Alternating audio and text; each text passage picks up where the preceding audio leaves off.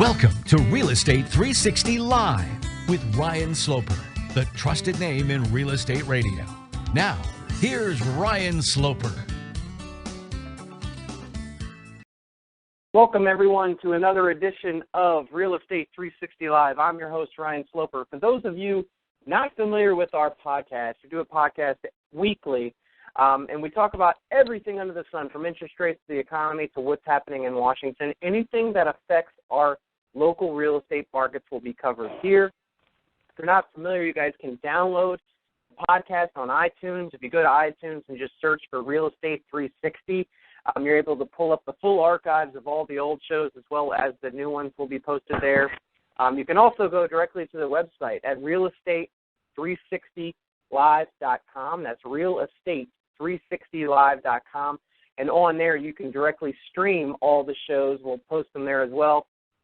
On that site, you can also post any questions that you may have for us that you'd like for us to cover in future episodes. On the right-hand side, there's an Ask a Question button. All you have to do is click that. Ask any question that you may have. Like I said, it's important to get feedback from you, the listeners, on what questions you may have about the real estate market or the economy or anything that you deem is necessary to help you make a better decision when it involves buying or selling real estate.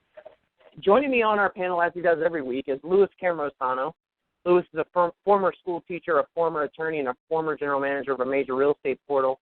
He's been cited in the media as a real estate industry expert in the Wall Street Journal, Forbes, Smart Money, MSN, and numerous others. Louis, how you doing today? Ryan, I'm doing grand. How are you? I can't complain. You know what? Here in the D.C. metro area, our weather is getting back almost into the 60s and 70s. It's supposed to be 70-some degrees this weekend. I heard. After it had been really cold and snowy. Yeah, I mean, actually, it was, I believe it was Wednesday? Wednesday, I walked outside, and there was snow on the ground again. I don't even think they were calling for that. And now we're projecting for, 70 degrees on Saturday, 72 on Sunday. So, nothing new with the crazy weather patterns that we're having. But I'll take it. I'm not much for the snow. So, obviously, last week we discussed mainly, what the Fed was potentially going to do at their Fed meeting, which was held, Wednesday at this point? Yesterday, right? Okay, so it was done on Wednesday. No, it was Wednesday. You're right. Yes. Yeah, it was Wednesday. Thanks, Wednesday afternoon, I believe, at 2 o'clock. Correct. So I, made it a point to sit down, and I watched his entire press conference. Obviously, the written statement came out at 2 o'clock, which markets reacted to immediately. Now, it's interesting because they didn't necessarily react as though we thought they were going to, the way that we thought they were going to react. We did lose ground. We lost about, I would say, I don't know, maybe 50 basis points, which equates to maybe an eighth or a quarter. And in mortgage interest rates, they did rise initially. But then I think the markets waited to digest what Bernanke was actually going to say at his press conference, which started about 2:30 and went on for about an hour. You wrote a blog, I believe it was yesterday or the day before? Yesterday, yep. Yesterday, yeah. And basically, the post was, I think, titled December 2013 Fed Meeting Review. And you went into kind of great detail about, what the Fed did here. And this is more of do you believe, a ceremonious exit for Bernanke, and basically saying, hey, look, I did something. Some of the language that was used in that meeting, I was actually laughing while watching it on my computer. One of the things that I thought was very hysterical was when he said that, well, I'm glad that we actually reached this point where we're actually pulling back our asset purchases because we've met our objectives. That's Really? exactly right. He's trying to make it sound like he's done his job, QE's a roaring success, and now they can pull back. And as I point out in that blog post, buying $75 billion a month starting next month of mortgage-backed securities and U.S. Treasuries out of thin air is a massive amount of buying of those types of securities. It's a massive increase, a continued increase in the Fed's balance sheet. It's totally meaningless what he did, and it was one of the options that we had talked about last week, Ryan, that they might do it just to gain credibility to do more. And if you think about what he said in the conference, meeting when he was answering questions, he left open the possibility that they could do more QE. So they were just trying to gain a little credibility that, we've been bluffing about taper. Here's $5 billion, on the mortgage-backed securities we won't buy next month, and here's another $5 on the U.S. Treasuries. It's ridiculous. It's a meaningless, ceremonial, token, whatever you want to call it, taper, so that Yellen can get in and reassess the situation. And what's interesting, Ryan? What happened yesterday? We had, or the same, was it the same day? Yeah, you had new home starts, and you had the employment reports, and they were miserable. It was the worst new home starts in 29 months, and the initial jobless claims was close to 400,000. So they've got all the ammunition they need now to say, oh, we might have tapered too early. We thought the economy was improving. The same garbage we've been hearing for 5 years about, here comes the recovery. Sorry, we overestimated the strength of the economy. We're going to have to continue QE.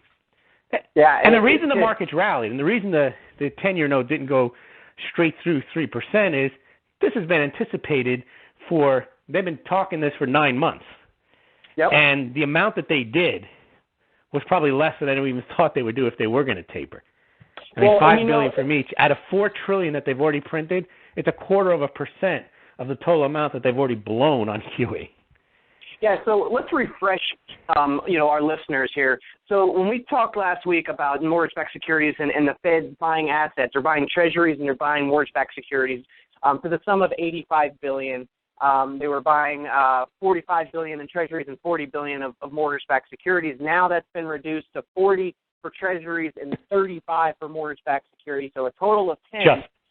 So what that meant, and we discussed last week, as they reduce their asset purchases, naturally mortgage interest rates should rise. Now, did they rise as much as or as they should have based upon them reducing it? No, but it's like you said, the markets had already baked in that this was going to take place. Now, well, Ryan, they had gone from 1.38 to 10 years ago. When they started chatting about this in June, the 10-year note was around 1.4, 1.5, and they've already gone up to close to 3. So they've doubled just on the talk of taper, and now they've done the taper, so it's priced in. Absolutely. But what I found was interesting is I read a lot of reports about the percentage of people that actually thought that they were going to taper this month. And it got to be to the point where, yes, they thought they would taper, but they didn't think that it was going to happen this month. It was almost 75 or 80% felt like that it would come in January and not in December. And I think with you and I having all these discussions over the last few weeks, and the Fed not wanting to be predictable, I think that they not only was it a ceremonious exit, but they thought, what, everybody doesn't think we're going to do it this month. Let's go ahead and do it this month. You know what I mean? That's what we talked about last week. Exactly. That they want to keep people, on Tinder hooks, always paying attention to them like they're relevant. They don't want to be seen as automatic pilot QE, so they scale back just a bit. Ryan, this is like a guy who's been boozing and smoking for 5 years, 2 quarts of whiskey a day, 4 packs of cigarettes, been threatening to cut back, and he wakes up one morning and he's totally serious. He says, today I'm going to drink 1.5 quarts of whiskey and only smoke 2.5 packs of cigarettes. Absolutely. And somehow the markets are like, yeah, he's moving in the right direction. No, he's not. He's still boozing and smoking enormous amounts. And the damage is already done. They can stop QE tomorrow. What are they going to do with that $4 trillion on the balance sheet? Right. So who's going to buy the treasuries when they stop buying them? There isn't anybody, and that's what they know. They know that they're stuck. And see, and then that's that when I'm watching that press conference, and a lot of the questions that I would have asked, some people did ask, but he'd start to answer, I hate when reporters throw out 2 questions, right? Yeah, because then the guy gets to pick which question he's going to answer. Exactly. I'm like, why wouldn't you just ask the one question you want to answer? And then follow up. Yeah, and then follow up behind it. So one of the ones was, did you have any other alternatives other than just the asset purchases? Because he kept referring to asset purchases, buying mortgage-backed securities and treasuries as their second option here. That's right, the second option. It's their only option. Right. It's the only option they have. You've already kept the federal funds rate at near zero for an extended period of time. He went on to then say, he cited, and I thought he was actually stupid for citing this, but they said that Britain has a funding for lending program where basically, in order for the Fed to basically give money to these banks, the banks would actually have to prove that they're lending this money out to small business. And he said that would not work here because the banks are flushed with capital. Well, how did that happen? You know what I mean? How did they get flush with capital? $4 trillion later. Yeah, I mean, like, of so, QE. So what you're saying is you just padded their balance sheets, so now they wouldn't be in a position to be able to want to lend that money out. And he's highlighting, had he done that program in the beginning, they would have lent the money out if he put those conditions on. And that's what I said from the beginning. I was like, if you actually want to help stimulate the economy and grow small business, then this money needs to hit the hands of small business and not the big banks. But they don't want that to happen because that's a control thing. And now we're in a situation where small business is still struggling. He then made the comment, I wrote this down, that there's plenty of credit and capital available for businesses out there. And that, you know what, the large firms just aren't looking to grow right now. And the small firms, you know what, they just don't have the capacity, their credit, have the income to get loans. Well, you know what? Everybody knows this, Ben. You're not providing any new information that we didn't already know, but it's proving the fact that you're not smart enough to come out and say that this program's terrible. You know what I mean? Well, it's not that. He's smart enough. He just wants to preserve his legacy. He wants to make it sound like the last 5 years have been a stunning success, and now he's handing things off in a good state, in good hands, and he's also kind of shooting down what he might have done, what he could do. He's basically saying what we did was right, and the path we're on is correct. And the other thing he's done is he's basically turned it over to Yellen. This is another point we were talking about last week, is he can always say, if Yellen turns around, continues QE, increases QE, and it becomes a disaster, he can always say, hey, I was on the taper path. I started to slow down these purchases. Janet, you continued it. Right. Yeah. And, of course, her obvious retort is going to be, hey, who started this nonsense and put me into this? But she can't even say that because she is a big proponent of QE anyway, and she voted all along with it when Ben was doing it. Yeah, and none of them will ever be able to say that, that QE is a bad thing. They can't say that. You know what I mean? They're always going to say that. I mean, the drunkard and the guy smoking, he's not going to say whiskey is bad and cigarettes are bad. He wants more of it. Right. So QE was one of the things that QE was supposed to help. The employment situation, right?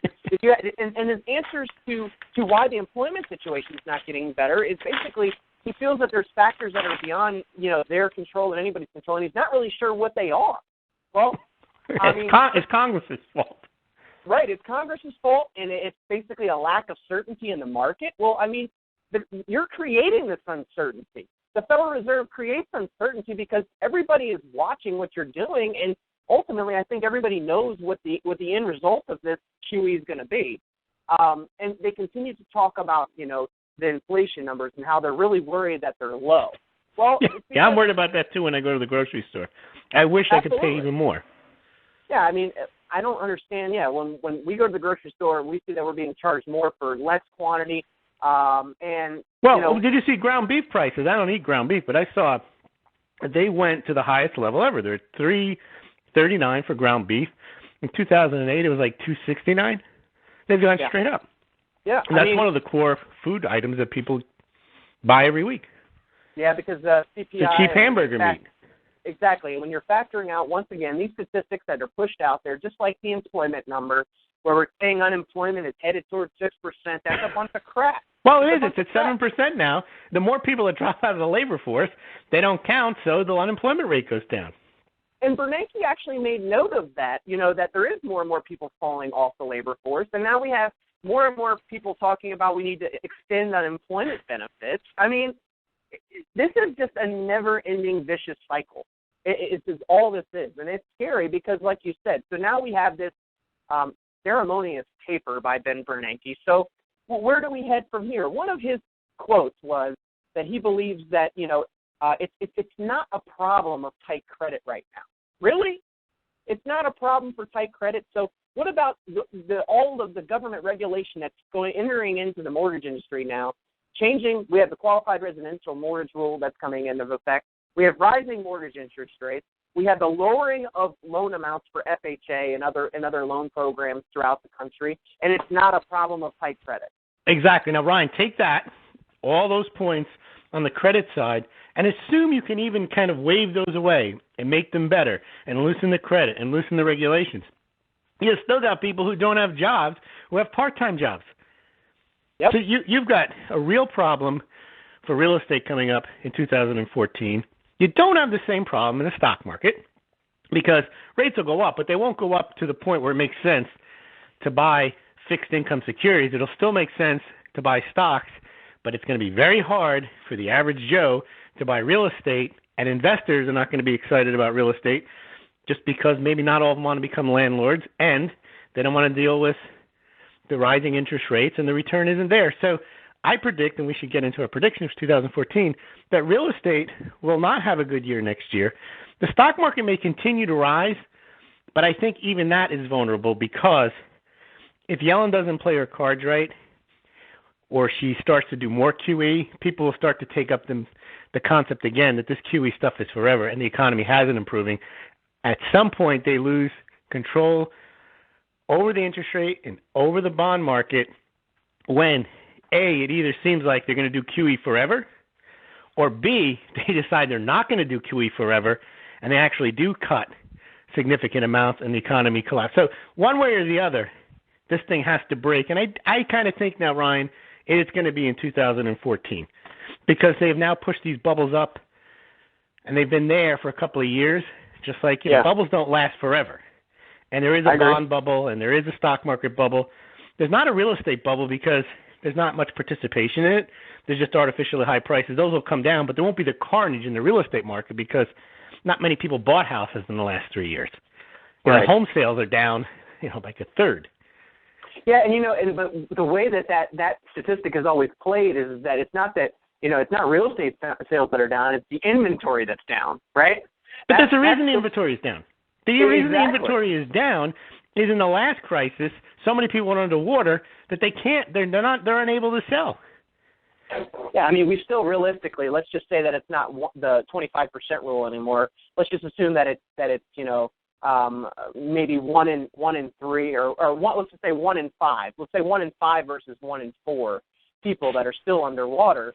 But historically, Ryan, that number is 2, 3, 4%. Exactly. So we still have a situation where there's people that are upside down in their properties and they still can't get out no matter what they want to do. And even if they want to go buy another house, they're more than likely not going to qualify because they can't carry the payment of their current house and get a new mortgage and carry that payment. And your first-time home buyers are non-existent because the young people in the last 5 years have nothing but student loan debt and poor employment opportunities. So you don't have the demand from the buyers, either from the existing home buyers or the first-time home buyers, and you don't have the inventory. So the few people that are looking for houses are paying more because interest rates are low. That's a very poor dynamic to say there's a real estate recovery. Yeah, and when Bernanke makes comments, and this is kind of forecasting through 2014, that they're going to be very accommodative. I mean, you've been accommodative for how long, Ben? This is nothing new. And really, when you say accommodative, all that means to me is that the big banks and large hedge funds and large institutions are going to be able to continue to borrow cheap money. That's all it means, because the consumer is not going to see the benefit of anything that they're doing. See, really, when they taper, the only people that this actually hurts are actually people that are going to get a mortgage, right? Correct. Because mortgage interest rates are rising. It doesn't affect the local banks that these mortgage interest rates are rising. It helps them because they're going to make more money. They're still borrowing money at zero, and now instead of... They can rent it out at a higher rate. Exactly. They can now sell at higher prices. So in the end, the taper continues to help big banks. It doesn't hurt Absolutely. them. You know what I mean? And that's the biggest joke of it all, is that no matter what happens, whether they continue to taper, mortgage interest rates continue to rise, the banks are still in a position where they're going to make money hand over fist. They'll continue to invest in the stock market and make returns there. They're not going to really want to take risky bets. Now, that's why we're going to see over time, and I'm predicting in 2014, that we start to have a lot more forms of alternative financing coming about. And like I had mentioned last week, the CEO of Citi is already starting his own lending division. I believe it's called Orchard Loans, which is going to be a separate entity that's not going to sell their loans to Fannie and Freddie. Well, how could they afford to do this? Well, because they've been sitting on so much money that now they finally figure, well, looks like interest rates are rising, so now's a good time for us to get in and create alternative programs, right?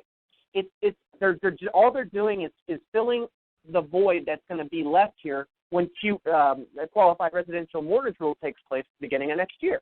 And ultimately, the only people that are really going to benefit, like I said, are the people, the ultra wealthy, the big banks, hedge funds. They're the ones that are going to benefit from this. It's going to continue to put downward pressure on the middle class and consumers that are looking to buy. So We've seen that the existing home sales tanked minus 4.3% when the market was only expecting a pullback of minus 1.5%. This has been a common theme moving throughout the year, and it's no coincidence that it's going to continue to move that way, especially when you have rising mortgage interest rates. Right. So that is what's obvious about the market. And one question which wasn't asked that you and I have asked each other for the last 3-4 weeks is, okay, if the economy is doing well, or we're kind of convinced the economy is doing well, and we're going to taper based on the data, how come you're not going to base, or how come you didn't base your decision that you're saying now you're going to keep interest rates low for the, till 2016? How come that's not data dependent? They're basically admitting the economy is weak and is going to stay weak. Yep. So if we know that's going to be the case, then we know this taper is meaningless. Right, and they had said that, I believe that the even when they completely wind down the asset purchase program. If they ever completely wind them down. If they ever do, that they would continue to keep interest rates low for an extended period of time. Well, I ask you again, why? Right. What's the need for that? Why would you unwind when the asset purchase program is basically a secondary option for them? It's not their primary focus. Of course it's been their primary focus. Yeah, why would you not start to raise the federal fund rate? Because at that point, if you're unwinding the asset purchases, then you're basically acknowledging that the economy is moving in the right direction. So why you're trying to convince people that it is, right? This is exactly, the tapering is not tightening nonsense. Well, of course it is. Talking taper, threatening taper, and then actually tapering, double the interest rate on the 10-year. If they go and pull another taper on us or continue to threaten it, rates will go higher. That's tightening. They can keep the Fed funds rate as low as they want. This is the whole point. They're going to lose control over the interest rates. But again, Ryan, they're very clever. They did manage this year. They had that little spurt, but they contained it. That spurt of interest rates. They were going to lose control. That's why they didn't taper in September. That's why they didn't taper in October. They figured, okay, now we've threatened it enough, and you didn't get that much of a movement on the 10. You went from a 2.8 to 2.93. That's a success for them. Then, of course, they didn't taper at all. Right. $5 billion a month is nothing. And also, they talked down the taper in the conference. Yep. Like they might be able to increase it. So basically, I saw some people calling it, the Bernanke's got the markets back. It's the Bernanke put all over again. This is really just ceremonious. So what does it mean for real estate? Rates will go higher. People won't have money, so sales will be down. But rates won't go that much higher to choke off the speculative excesses that we have everywhere else. Yep. Well, the other interesting thing is, so for all of you out there that are wondering, okay, once again, I understand that you guys are talking taper and mortgage interest rates look like they're going to be rising over a period of time. Well, they have been rising, and they have been doing that for the last 6 months, and many people are just kind of watching it and saying, whoa, is this going to stop or is it going to come back down? It's not going back down. We might get little spurts of it jumping down 0.25% on really negative economic news. But at the end of the day, these mortgage-backed securities trade in averages and 100-day, 50-day moving averages. They always stay pretty much in line, and it takes major economic things for the markets to really move where you get 0.5% lower or 0.5%. Well, give the listeners an example of what that might be. I mean, I could think of something that would be very dramatic for rates to go lower. They'd have to say, we're doing QE and we made a massive mistake and we're doubling it down.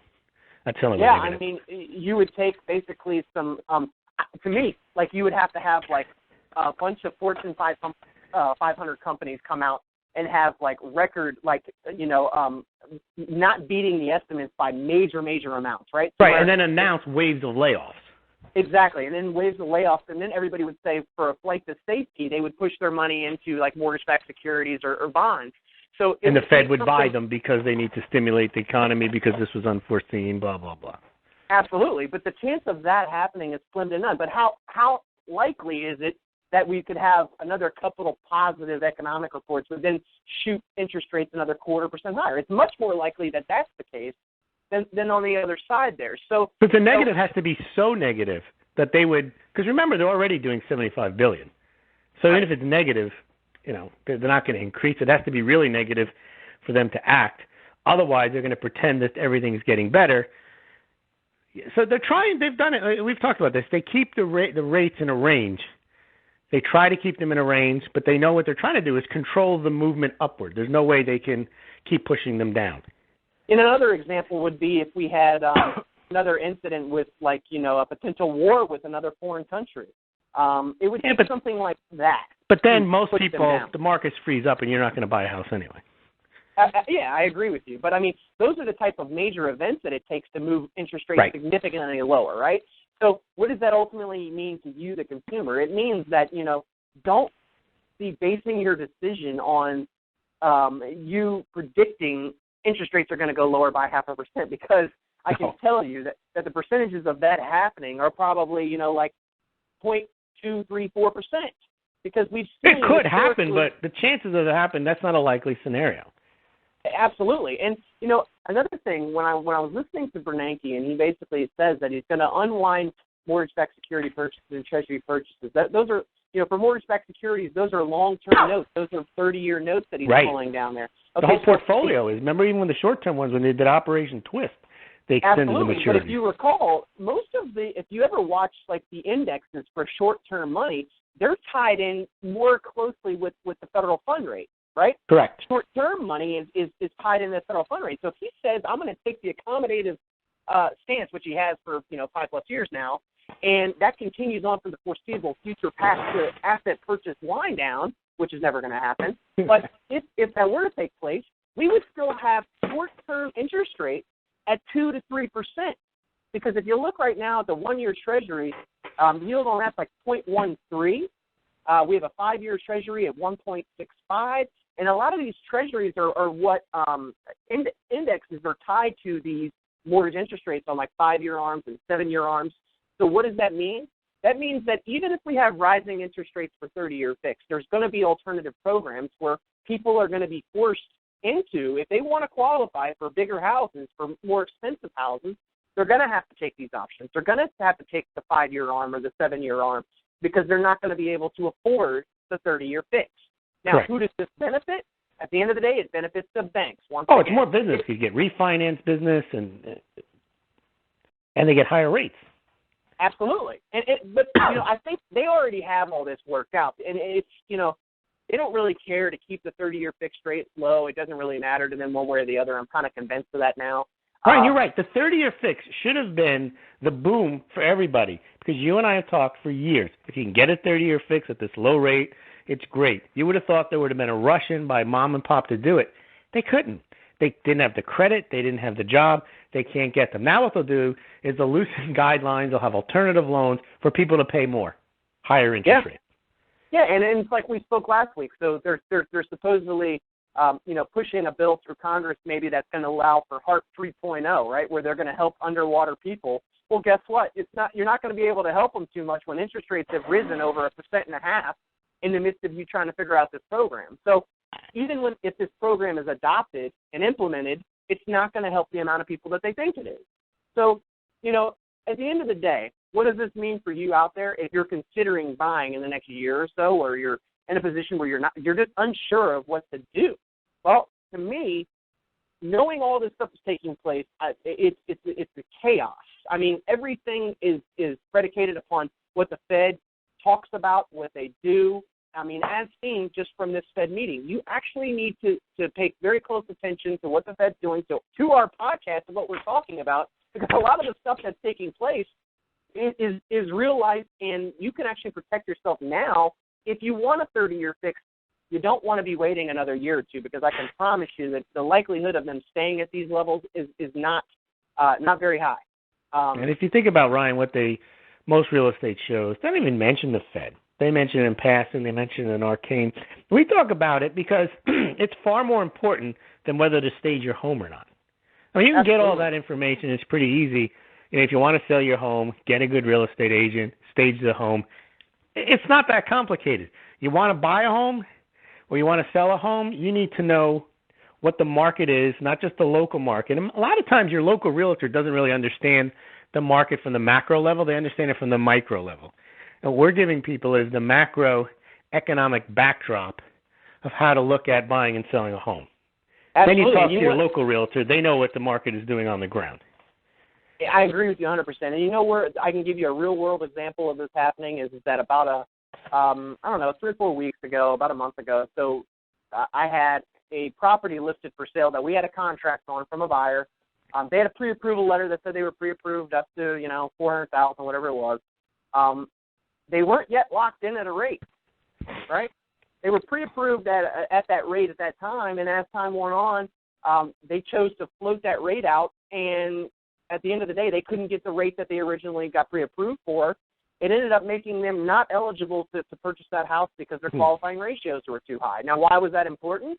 Because had they been paying attention to the macro stuff and what was taking place with interest rates, they would have not have floated their interest rates, right? They would have paid attention and said, you know what, there's more likelihood that these rates are going to go higher than they're going to go lower. And they would have locked in and secured themselves. But what I see almost on a daily basis is that if people just read these national headlines and get this very glowing outlook of the overall economy, and they say, you know what, I guess interest rates would have to come down, right? Because it looks like stock market's doing well. I mean, that's the rationale. And we're telling them specifically what's driving these interest rates is 100% the Federal Reserve at this point, right? So we might have some reports that come in weekly that, throw interest rates up or down an eighth or a quarter, but the biggest mover is what the Fed does and says. People live in bubbles. I don't mean bubbles that pop. I mean kind of isolation. Wall Street lives in its own. They know everything about the Fed. They know what it's going to do, what Ben Bernanke had for breakfast, what tie he wore, what his view is on rates, and so on. The average person knows nothing about that, doesn't even know it exists hardly.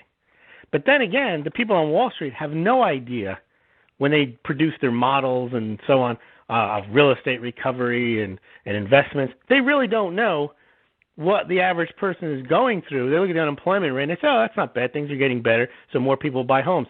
There was that whole concept over the summer and last year about household formation, historic, it's going to start improving, not realizing that kids are not moving out of their parents' house because they can't.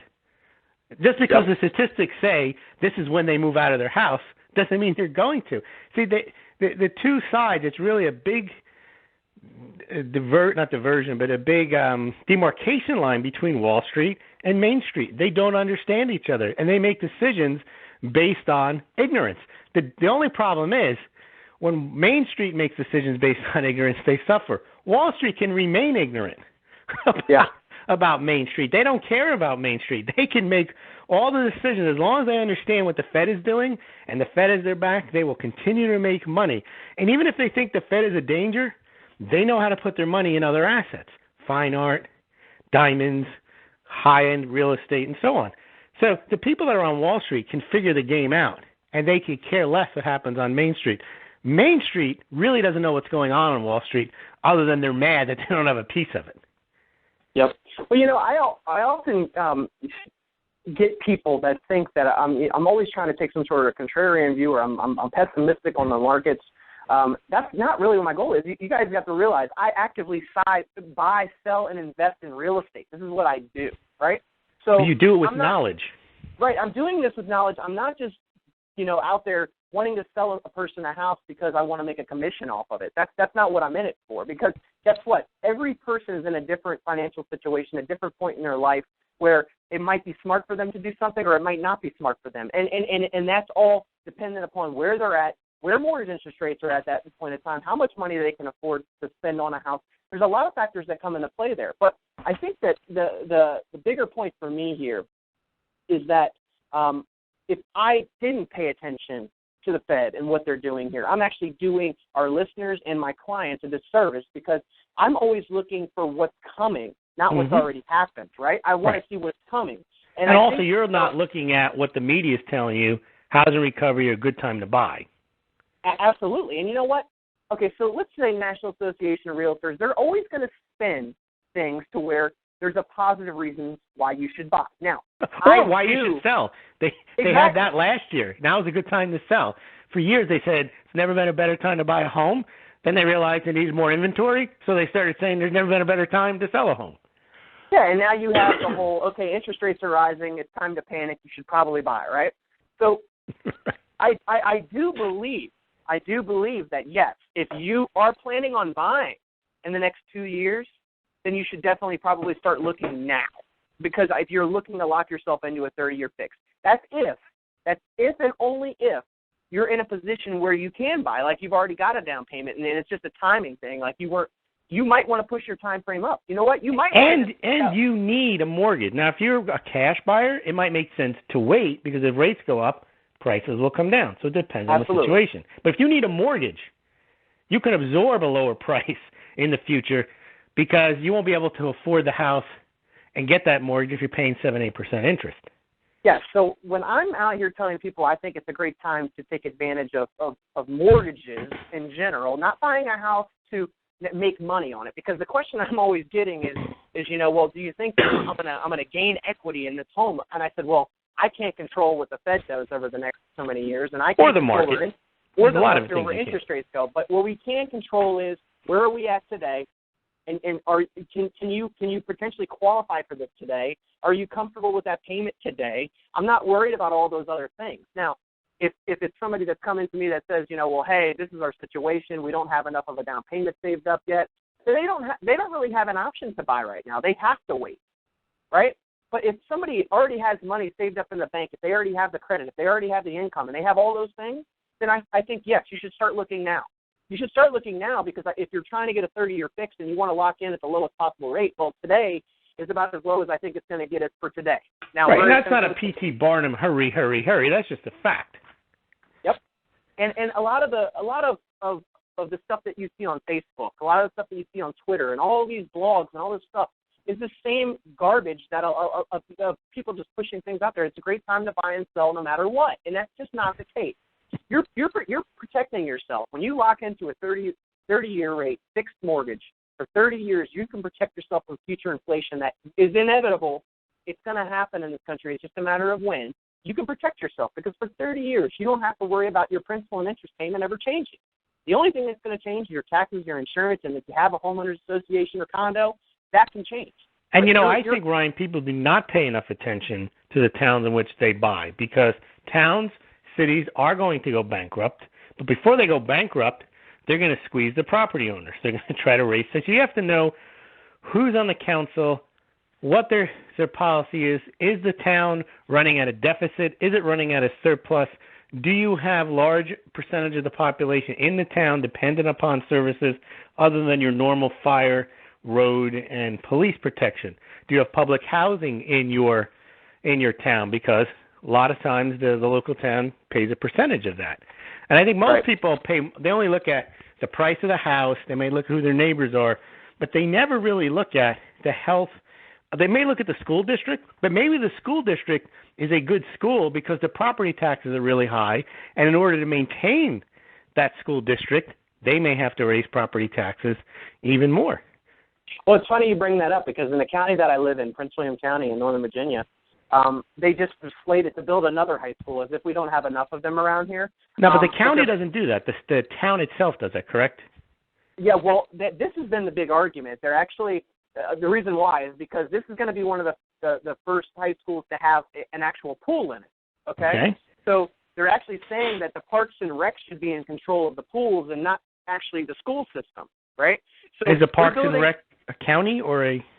Yes, it's the county. Yeah. Got it. So they're actually building a school now in this county that's $800 or $900 million with a pool. Well, guess what? The county doesn't have the funds to be building this type of school. So who ultimately is going to pay for this school? Well, it's going to be the people that own property. I can promise you that because you're going to see your property taxes go up. They won't do use tax because the use tax basically cuts against the concept of a public facility like that. And what will happen when people start complaining? They'll lower your tax assessments down and raise your actual tax rate up. That's what they always, you know what I mean? So, and that pool will end up costing a lot more. Most people could probably put in a pool, or a private entity could build a pool and charge a small fee and still make money, and it won't cost all that. Absolutely. But, yeah, at the end of the day, the people that are going to be buying real estate, you're going to end up paying for that. Now, like if you go to one of the next counties over that is more rural, like Fauquier County, and they've got limitations on how many houses can be built. Like you're looking at 10-acre tracts, so you can only build a house on 10 acres. Your taxes are much lower there, and you don't have and your services are much lower too. Absolutely. You have fewer facilities and so on. But it is right though. I mean, you definitely do need to pay attention to the town you're living in. I mean, there are going to be some expenses that you need to realize that over time, taxes are going to go up. Insurance rates are probably going to go up. Your homeowners association dues, I can guarantee you, are going to go up. Well, that's if you have a home in it where you're subject to homeowner association fees. Exactly. But, more and more in my area, there's almost a majority of them are. Really? Yeah, majority of them are. The problem with those, though, Ryan, aren't they, where you can't put certain things on your lawn, you have to maintain a certain appearance of your house, you can be fined if you don't take your garbage out the right way. Aren't some of those the types of restrictions you have on a homeowners association? Yeah, they are, and it depends on the actual association and subdivision, but some of them are a lot more stringent than others. Let's put it that way, right? So typically what happens is you're going to get those homeowner association governing bylaws and documents that you can review.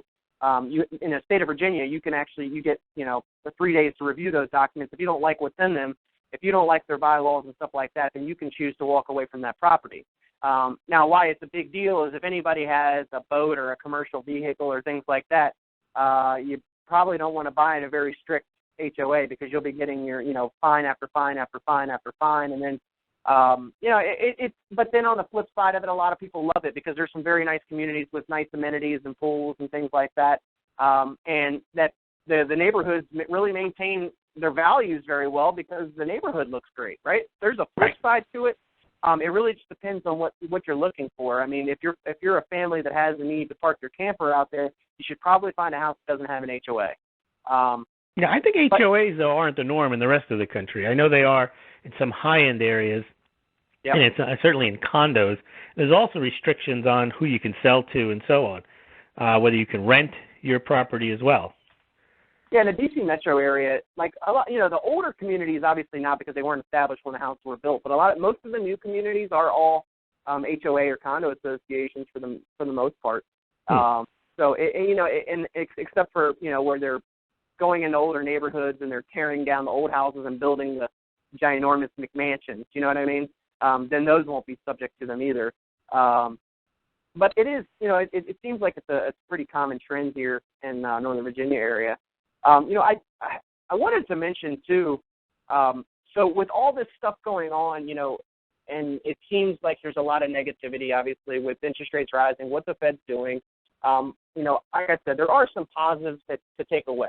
The positives to take away, Louis, is that interest rates are still below 5%, correct? 30-year fixed rates are still below 5%. When we look at historically where interest rates have been, I mean, I feel like the country as a whole has gotten spoiled with where interest rates have been. Now, when I say spoiled, not everybody, because you know what? There's a lot of people out there that bought, back in 06 and 07, and they took advantage of an adjustable rate mortgage, and now it's back down again, but they couldn't afford it. They lost their house, and now they have a short sale foreclosure on their credit report, and they couldn't take advantage of the interest rates when they were in the 3% level. So not everybody got to really benefit from the low interest rates, and actually a majority of people didn't.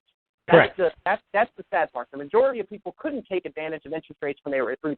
And that's because the economy was no good. So giving people the option that really isn't an option of low interest rates is a false gift.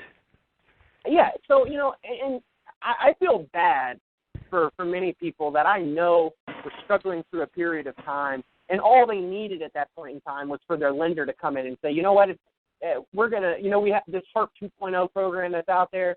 You don't fit the guidelines exactly for it, but you never miss a payment to us, and we're just going to lower your interest rate from 5 to 3.5%. If everybody would have done that, it's smart business to do it that way instead of waiting for a government program. But the problem is the lenders are all tied into government programs, so their hands are tied. They're all tied in, and that's the unfortunate part. But you know what? A lot of the disaster that we had was just because of this. It was because everything's so intertwined, and because of course we didn't just want to have the banks step up to the plate. And you know what? This is a sound business decision for us to just go ahead and lower this person's interest rate to the market rate, because guess what? They're upside down in their property. If we foreclose, we're going to have to pay foreclosure fees, attorney fees, everything else. We're going to end up losing more money than if we just take a little bit of a less of a rate of return on their mortgage. That would have been a smart play. That would have been a smart play for everybody. But that didn't happen, and what's happened since is, short sales and foreclosures became more the norm. We've cleared a lot of that out. Now, is that going to stop? Are foreclosures and short sales going to stop? Absolutely not, because we still have, as I've stated, 1 in 4, 1 in 5 that are still underwater, and that's nationwide. That's not just in certain areas. DC metro area is going to be probably more than that because jobs are more plentiful here. Now, I have talked about on previous episodes that we're not immune to this employment situation here either, and many of our government contractors are going out of business, are filing for Chapter 13 bankruptcies, are wondering what's going to happen down the pike, because all contracts have pretty much been stalled out at this point until the budget is passed. Right. So we still have issues here in the D.C. metro area. I mean, it's not like we're immune to everything that takes place. I mean, we have a lot more jobs to offer, but we still are feeling the effects here. And I'm curious, like I said, we don't really get to see the effects of things from basically the government shutdown, and now we have this taper, so which we're going to have a rise in interest rates. We're not going to really see the effects of this until probably mid-spring, okay? So it's important for us to really follow what takes place over the next 5 to 6 months, because I think that's going to be more telling as to where we really are. And, Lewis, if we see existing home sales continue to tank at that 4 or 5% number from where they were projecting, that means that what the Fed has done, they haven't met any objective, in my opinion. They haven't done anything besides make things worse, because you know what? If they really wanted to, they could have just tapered a long time ago. The sales would have been bad. And that would have been the end of it. Because they're not willing to let the thing collapse. Because, Ryan, the taper hasn't even happened yet, and for the last 6 months, the real estate market has been heading down, and it's not going to get better because they tapered. See, the stock market can get better because they breathe a sigh of relief, and now they kind of know where they stand, so they continue to buy stocks. This doesn't make it easier to buy houses. It just drives the interest rate up a bit. It doesn't help with jobs. It doesn't, tapering is not going to give people more jobs. It's not going to raise your income because the Fed tapered. Tapering doesn't do anything to help the economy, and QE doesn't do anything to help the economy. But there is some nominal impact of QE on the economy that's positive. It's not worth all the money they blow on it. But when you taper it, you get none of the benefits. So there's no positive for the real estate market because the Fed is going to slightly taper. It's a slight negative, and the market's already headed down. And didn't Bernanke make some comment like, they've made this taper, and they feel like by making this taper, we've got enough going on now that it's enough to push the economy forward.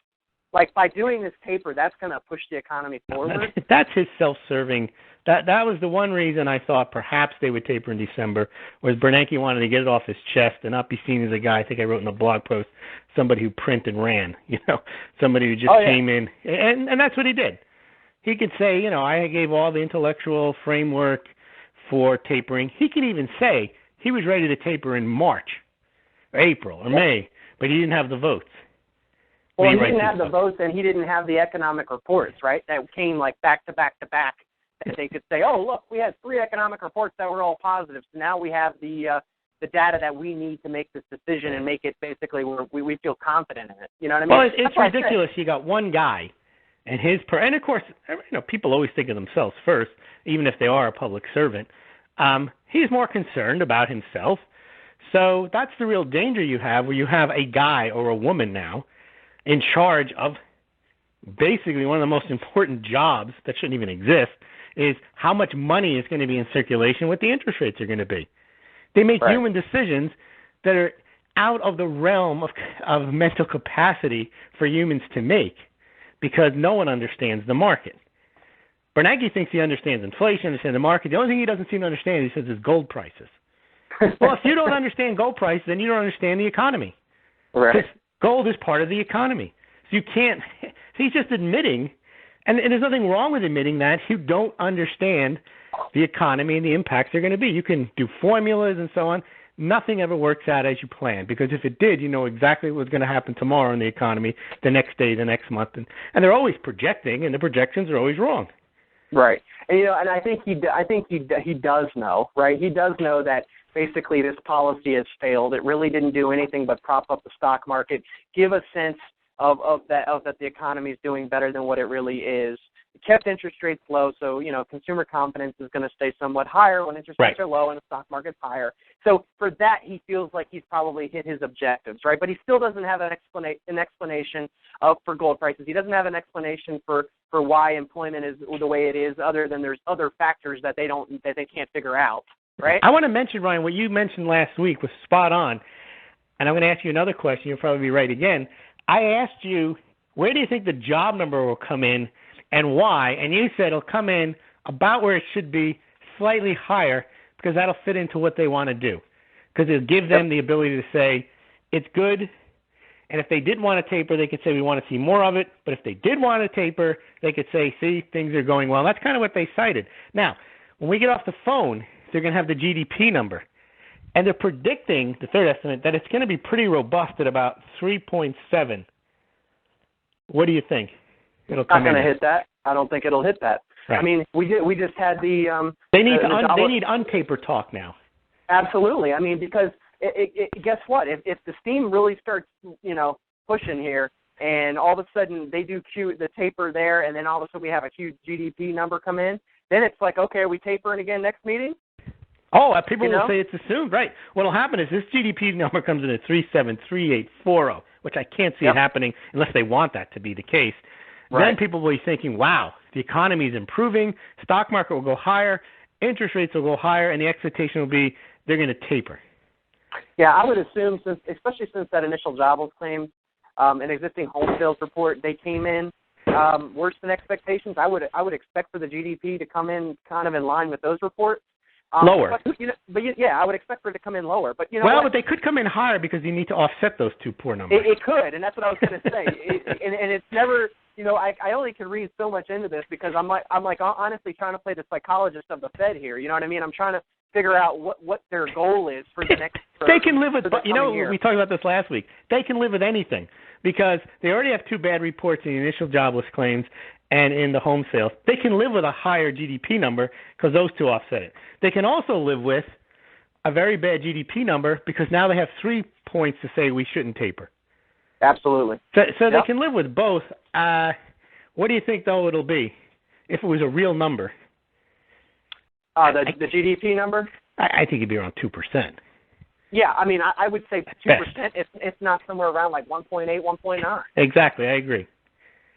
That's where I think that it should be realistically. But like I said, I just can't even stand these reports in general because I think they're all a joke. I think that they're all manipulated, just to set it up to how they want to set up their monetary policy and the fiscal policy for the country. I mean, it's what it is. Correct. They can live with it, whatever number it is to fit their policy. I think right now they need to untalk taper for a couple of months. They can start talking it up again, coming up towards the March one, and then not taper in March, and then people will be very happy again. Yeah, I think that would probably be the move. Yeah, I can see that. I can definitely see that. We'll have to keep our eye on it. And you know what? I think next week what we'll do on our show, Louis, is obviously we'll have the GDP number. We'll talk about that next week. We'll talk about what's transpired over the next week. But then we'll jump into, our potential predictions overall for, let's do gold, silver prices, real estate, all things in the economy for 2014, where we think the economy's headed, what's in store for real estate. We'll make our predictions like we've done once before. And we'll kind of see, how far off we are because, I feel like we're getting better and better at this every year that passes. I appreciate you coming on as always. Thanks, Ryan. If you would give our listeners your website so they can check out your blog. Oh, sure. It's smallgold.com. You can go there every couple of days. We put up something new on the economy, real estate, gold, silver, and even recently Bitcoin. Smallgold.com. Awesome. Thanks, Louis. Thank you Ryan. guys for tuning in. We'll be back again next week. In the meantime, check us out on iTunes. Just search Real Estate 360, and you can download our podcast there and on the website at realestate360live.com. Take care, guys.